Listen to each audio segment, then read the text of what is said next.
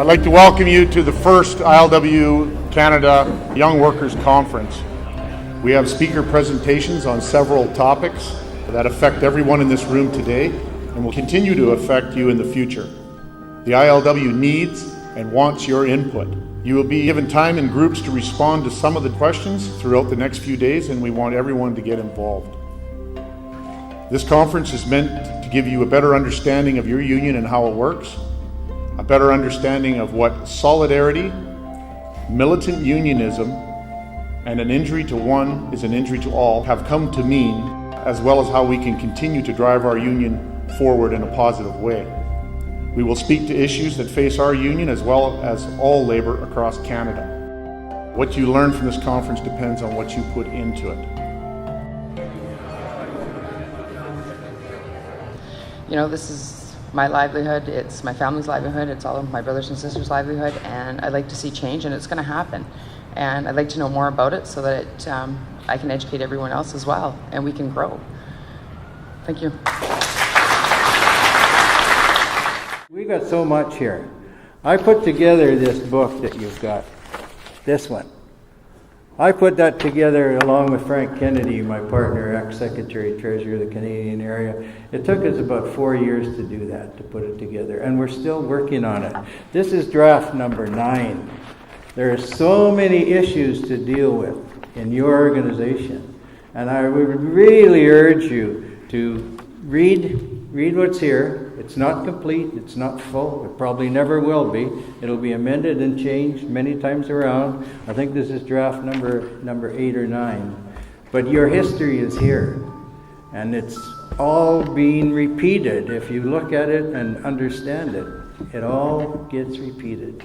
They're the same employers, they want the same stuff, they want the same thing and the same profits, and they want the same last drop of blood out of us. And we haven't changed that much either. Well, you put things on like this, it's educating them, because the more educated they are, the stronger our union's going to be, and the more people know what they're fighting for, which gives them inspiration to go after something, as opposed to not knowing and just being like, oh, I don't know why we're doing this, well, I guess we should go down, or I guess we should do something about it. It just becomes a matter of, this is what we have to do, let's get together, let's do it, and let's get it done. I'll tell you a little bit about myself. I've held many jobs in this union, and now here I am, not young anymore, and holding the job as president of ILWU Canada. In case you don't know, ILWU Canada is the national governing body of all the locals. We've had many functions working with government, employers, and other unions trying to further the aims of the ILWU. I'm an officer of the BC Federation of Labour and also sit on the Canadian Council of the Canadian Labour Congress. I sit on committees of the International Transport Workers Federation and attend meetings all around the world on our behalf. We have much in common with maritime workers everywhere in the world, and we must look after each other, as there are greedy employers that want to take advantage of workers in other countries that don't have the same protections as us. I'm proud of all the work I've done for this union and continue to work hard for it. I'm not up here to brag about my experiences. I'm only trying to show you what you could do. Well, I obviously want to make membership. I have very high expectations for the ILWU. I think that bringing all of us in that are so young to actually be able to include us in such a terrific union is fantastic, and I think that we'll have a huge impact on everything later on in life when we actually get a chance to make a difference. There's a few things that obviously needs to be worked on, and there's a few things that obviously needs to be looked at, and I think that we're going to make a huge difference in the waterfront.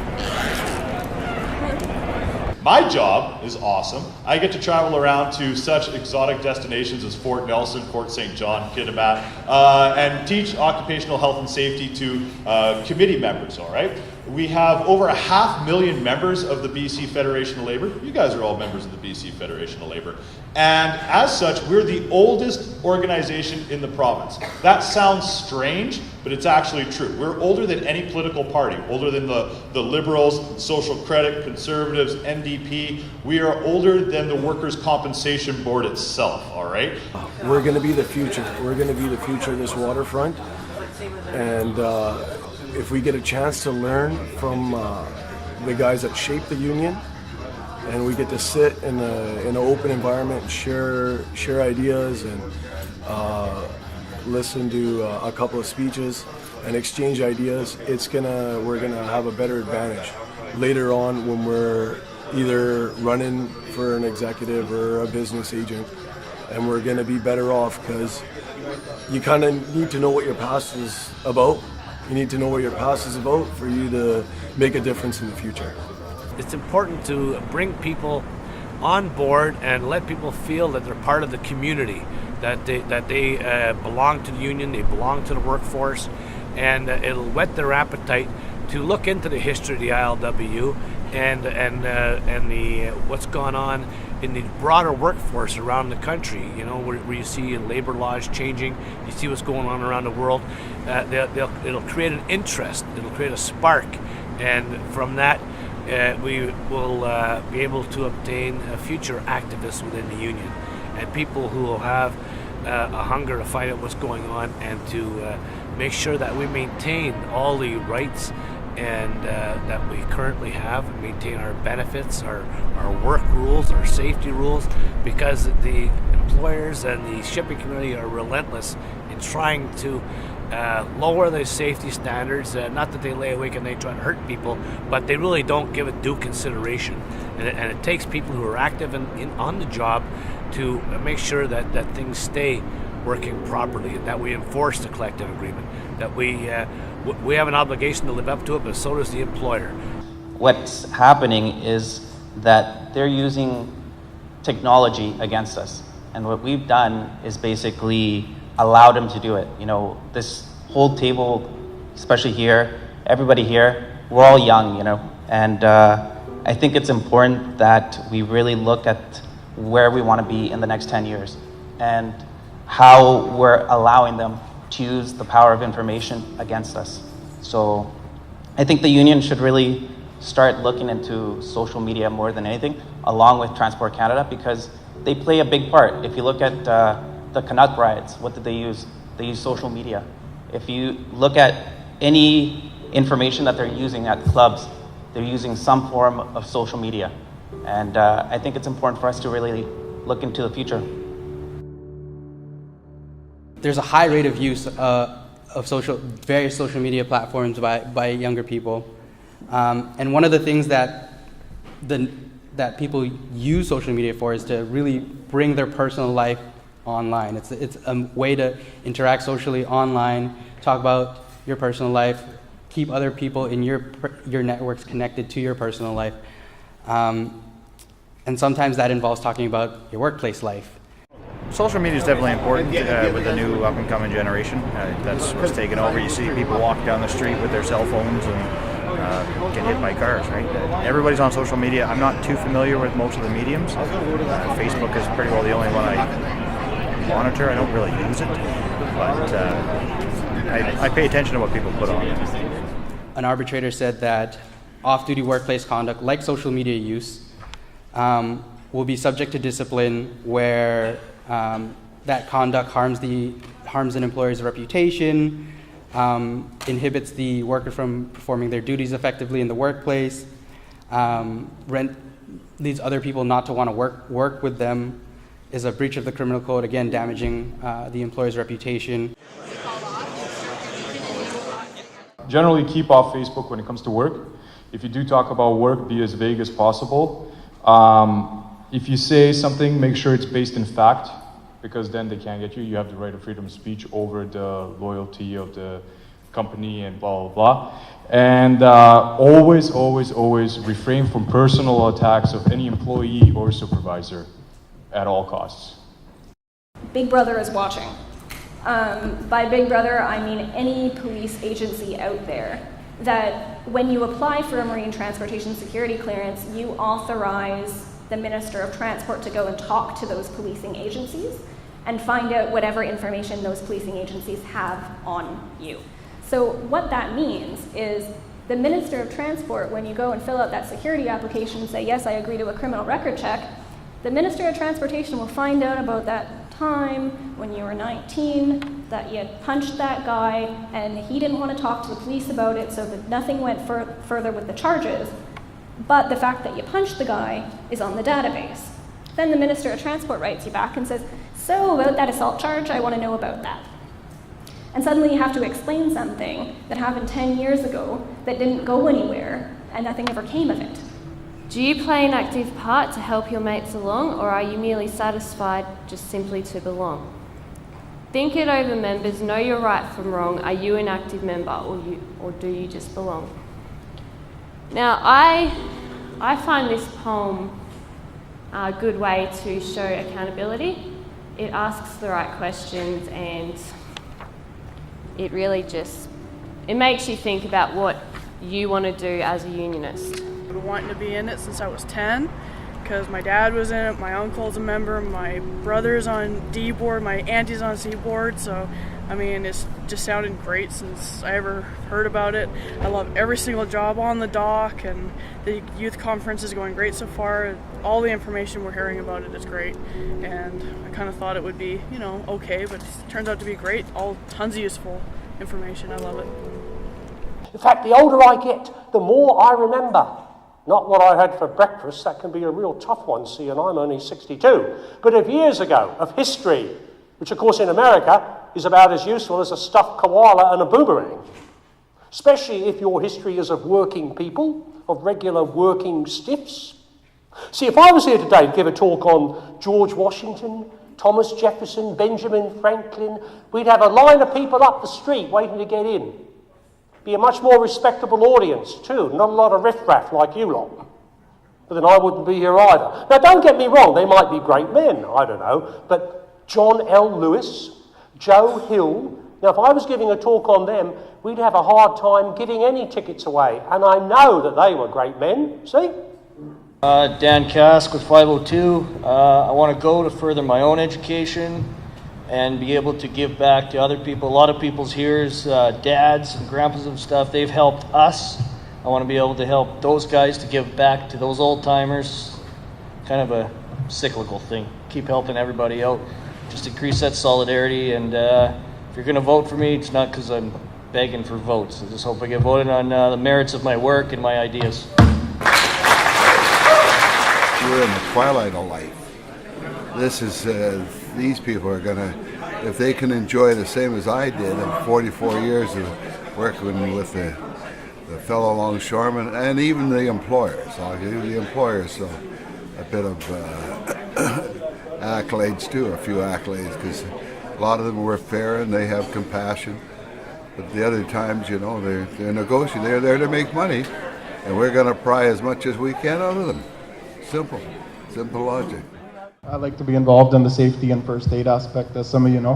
One of the most important things that I think that we take for granted is we don't know what gear is available to us for safety, and we're not aware of different job sites and all the gear available. So we just assume, because the guy beside us isn't wearing, goggles or coveralls or whatnot, they're not available to us. A lot of this gear is starting to become available to us, and we actually we should know and inquire what is available to us so we can use it, right? They don't usually talk about this one because it's relatively new to the Canada Labour Code, is your right not to be discriminated or intimidated against for using any of those aforementioned rights, the right to know, the right to participate, or the right to refuse unsafe work. That means that you cannot be fired from your job for refusing to do unsafe work. That means that you cannot be given the crappiest job, position, whatever it is, for raising health and safety concerns.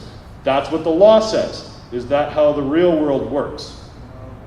No. You guys are lucky. You have one of the strongest, proudest unions there to back you up, and you should really take solace in that fact, because think about some of your friends and family who don't have that luxury or protection to be able to stand down and invoke their right to refuse unsafe work.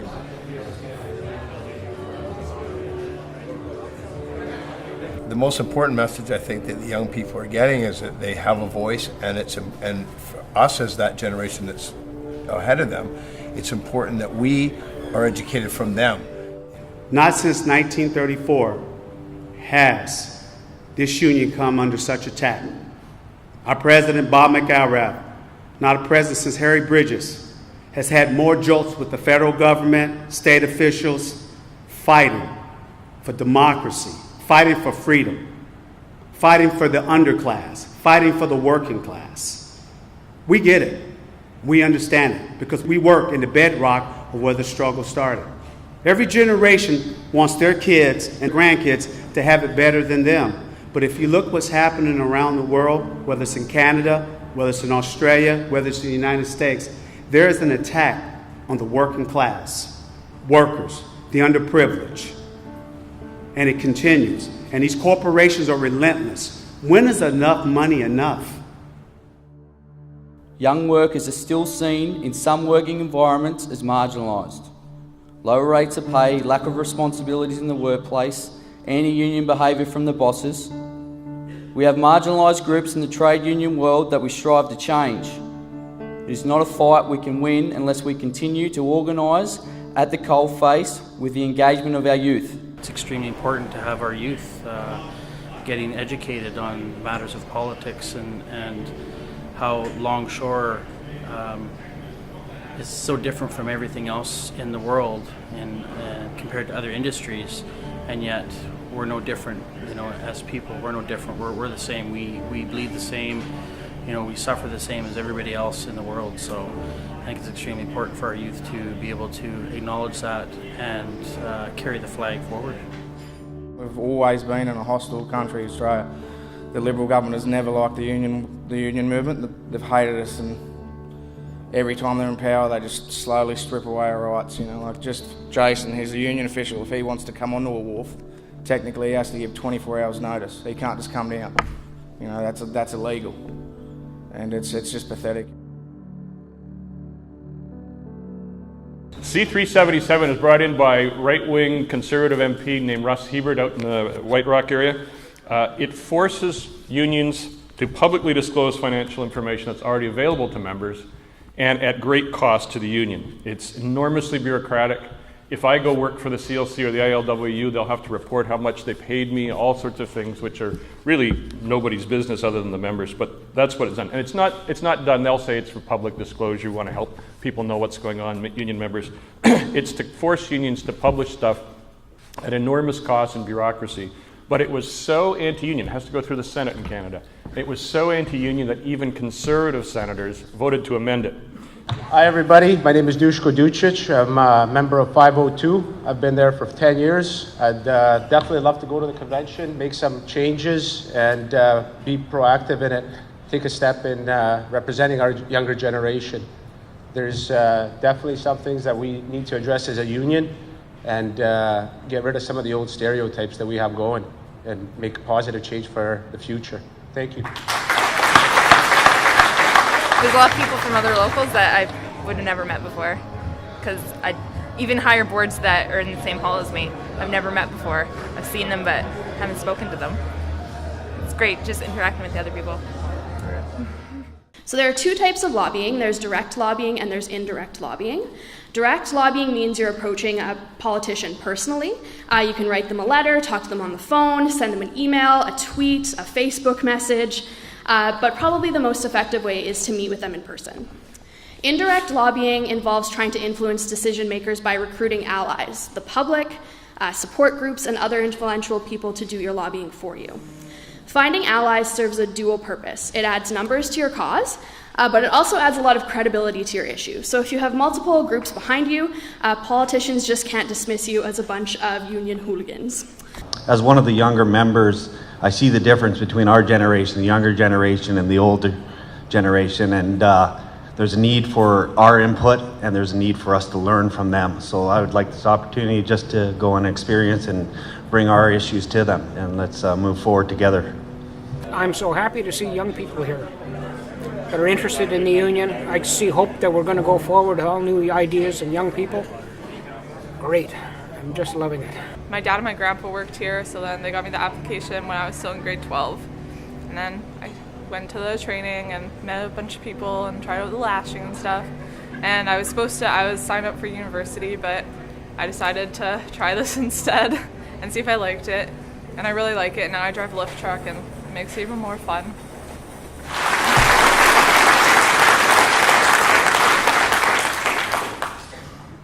So, been doing this for a little bit.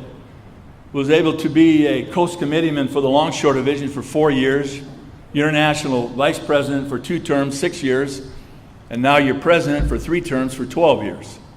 And what happens in the future, I don't know, but I will tell you this. This is a young man's game. I believe that. I'm looking forward to the youth taking over, that's trained well, as you guys are being trained. You're going to take over and you're going to learn from the old timers. And when I say old timers, that's a word of honor, of respect. But when I'm home and gone and the rest of us are home and gone, we're going to still be watching you, still coming to meetings, still helping you out. And if you ever need anything, always call up an old timer. Pick his brain. He'll give you what he's got. If you can use it, use it. If you can't, you can't. But you're the youth. You're the future of the ILWU. Everyone's really supportive. It's kind of hard at the beginning, but you can get through it. I think most importantly, you got to look at this group of people that got elected with me. I think it's a great group of people, and I'm actually really excited to learn from all of them. Thank you very much. I just want to say thank you, everyone who voted for all of us today. I'm going to make you proud, and lots of things, great things in the future from us.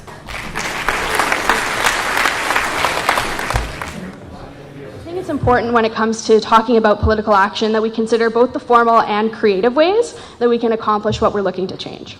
So much of the media propaganda war is won over who puts on a fun show, who creates content that is engaging and easy to share online, and who's able to really catch the attention of the public and our members in a way that they can relate to. And so creative action can play a huge role in political action, especially with young workers. So to wrap it up with political action, we're going to do an issues response relay. I need each table to nominate one runner, someone who's going to be able to run up to the front and grab an envelope. When I say go, you're going to open up your envelope. You are going to look at the issue and you are going to answer a set of questions. Once you have these answers to your set of questions written down, bring it up to us at the front, one of us 3, and we will give you your second task. When your second task is complete, bring it up to the front. We'll show you your third task. And from there, it's a competition as to who can be the loudest. All right, so is everybody ready? 3, 2, 1, go. 67 is the new 20! 67 is the new 20! A small price to pay for solidarity! A small price to pay for solidarity! Where's the CPP for you and me? Where's the CPP for you and me? Pay your dues or we all lose! Pay your dues or we all lose! Our future is our young. Protect us or we're done. Still in debt. Almost dead. Still in debt.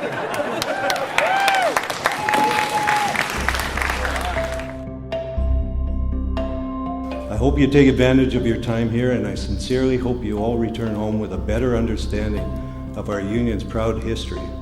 And I hope we put some of that information in your hands to help you develop the skills to run this great union. Never put your own interests in front of the interests of the union, and always deal with workers in an honest and forthright way. These 2 principles have guided me well through my time, and I hope they'll help guide you also. I wish you all good luck this week at the conference and in the future. I want to hear you sing, all right? So I'm going to kick it off. You may not know how the tune goes, but for those that you do know how it goes, start singing and the rest will join in. When the union's inspiration through the workers' blood shall run, there can be no power greater than anywhere beneath the sun. Yet when force is on earth weaker than the feeble strength of one, the union makes us strong.